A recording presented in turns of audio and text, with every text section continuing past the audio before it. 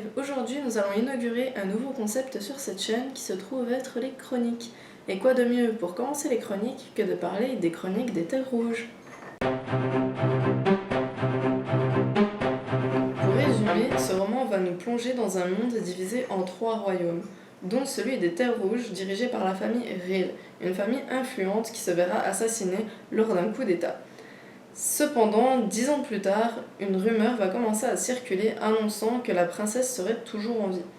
Du coup, des partisans de cette famille vont se lancer à la recherche de la princesse pour lui redonner son trône. En premier point positif, je mettrai ce qui m'a fait choisir ce roman, c'est la couverture. On sent qu'il y a un énorme travail graphique derrière et ça m'a tout de suite donné envie de plonger dans l'univers de ce roman. Le second point positif de ce roman, c'est son système d'écriture, qui, je dois l'admettre, m'a beaucoup fait peur au début. Je m'explique. En fait, chaque chapitre retracera un personnage. On ne le verra qu'une seule fois. Et du coup, on peut passer d'un royaume à l'autre sans pour autant être dérangé par ce changement et sans être perdu pour autant, ce que je trouve être un gros point positif. Le troisième point positif de ce roman, je dirais que c'est ses personnages.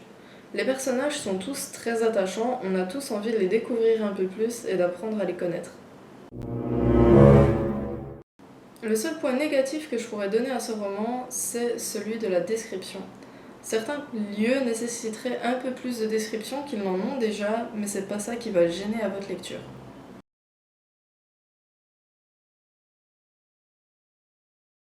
Pour finir, du coup, je vous annonce que ce roman est à gagner.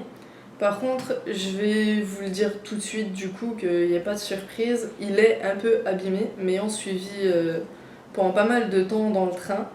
Donc forcément, le voyage là, a fait qu'il est un peu abîmé. Mais si cela ne vous le dérange pas, du coup, vous pouvez le gagner sans problème. Et parlons maintenant des chroniques. Je compte alterner, faire une chronique sur un petit auteur, donc auto-édition, petite maison d'édition, et celle d'après, un auteur plus basique, on va dire, qui se trouvera plus facilement en librairie, donc auteur de grandes maisons d'édition et tout ça. Si vous avez des questions, n'hésitez pas à les poser en commentaire. Pour gagner le roman, c'est pareil, c'est dans les commentaires. Et voilà, à bientôt pour une prochaine chronique sur Auteur en live.